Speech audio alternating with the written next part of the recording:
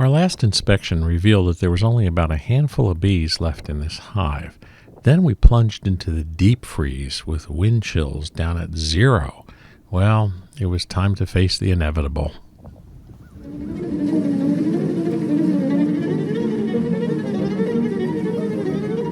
I had taken a peek in this hive during the morning hours, and there were no bees. There was no noise either. So the unfortunate truth is when a hive dies out, you really have to disassemble it. If you leave it there, what will happen is various pests, wax moths, mice, anything that can get in the hive will go in there and destroy what is left. So we finally had a day that was at least in the 40s. And it was going to be a brief respite because tomorrow the temperatures were expected to plunge again. In fact, for the next 10 days or so, nothing but cold temperatures and snow in the forecast. So any work that was going to get done had to be done today. So I ventured out to the yard to do what I had to do. I also planned to open up the other 2 hives and check where the food levels were on them. And if they were a little low, I wanted to stock them up. After all, I wasn't sure when I was going to get back into these hives. So we'll get some sugar in there, winter patties if necessary, and probably the next time we'll be in here is mid to late February. And at that point in time, it will be time to put in pollen patties and hopefully encourage brood rearing in the other 2 hives. Even though the temperature was in the 40s, there was a brisk wind blowing from time to time, and I was freezing, so I suited up. Also, I knew the other hives had bees in them, and I was probably going to pop the top open to put food in, and sometimes they get a little, fussy. So, rather than sting up my head, I figured I'd suit up. My hands were freezing cold, so, the gloves worked out pretty good. I had planned on separating the hive at the 2 supers and doing a bit of a post-mortem and looking inside to see what I might find. Sometimes that can give you some clues as to what went wrong, and it was time to do that.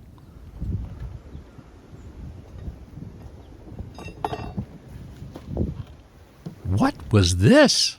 Oh, this has got to be the most pleasant surprise that a beekeeper can find when he opens up a hive that he thought died out. A nice cluster of bees. Not super huge, but oh boy, that just filled me with joy seeing that.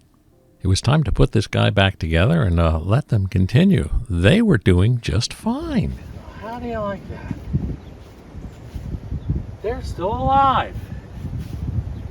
Well, that's fantastic. Since this was not an impossible scenario, I had brought an extra bottom board along. If there had been just a few bees, I would have moved the upper super onto the bottom board and taken it into a storage room. We have a storage room that stays at about 40 to 50 degrees, and that would be a great place to keep them going and hopefully nurse them back or lose them completely, but they certainly weren't going to survive outside. In this case, we had a live and viable hive. So why not give them a new bottom board and examine the old bottom board while we're there and wrap them back up. Well, I wasn't expecting a big fat cluster. You guys, I'm happy for you.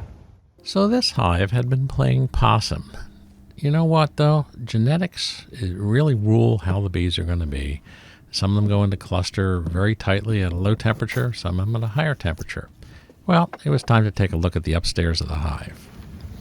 Oh, yeah. They may have all been downstairs, but there was a big fat cluster of bees down there, and they're all over the place in the hive. That's the best thing I could possibly have seen today. So we're going to bundle these guys back up. I am very, very pleasantly surprised at what I've seen today, and only hope they make it through February. But the bulk of the cluster is down at the bottom. When I separated those 2 supers, I looked in to a nice wide swath of bees. What a great sight. So, time to re-insulate. Well, fat cluster might have been a bit of an exaggeration. It was more the size of a football. But they were up and at 'em now that I had opened the hive up. Let's hope they get back into their cluster. I guess they had more stores than I thought.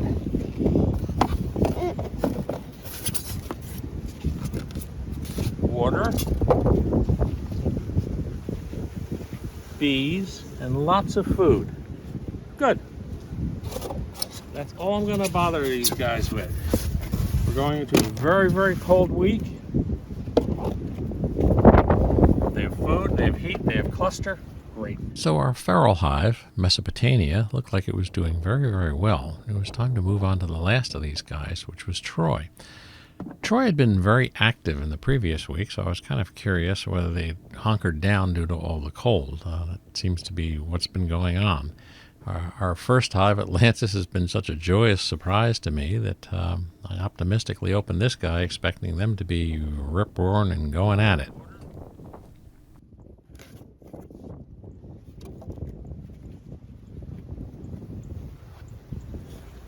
That's bees up here now. They still have some food. They are nicely clustered. Great time to throw a little extra in there while they're out looking. Although there were less bees at the top, I could sure feel a lot of warmth coming up from underneath.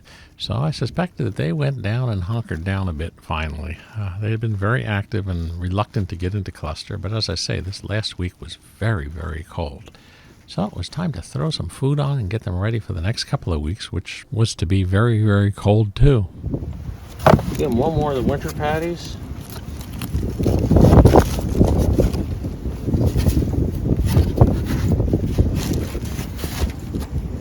Let's see if we can throw a little more sugar in there. Though I may have put the insulation on these hives a little too early in December, it really was working out during these super cold and windy snaps that we've been having. My philosophy has always been to try to stuff as much food in there as possible, and if they don't eat it all, fine. So we'll be back in a couple of weeks, and at that point in time, we're going to be putting in pollen patties. Brood rearing follows the length of the day, becomes the least active around December 21st, but from there on in, it starts picking up speed. February especially is when the brood really starts kicking into high gear for the spring buildup. I see honey down there too, so we're in good shape. Good, good, good. On goes the burlap. Enough of a disturbance. So, until next time,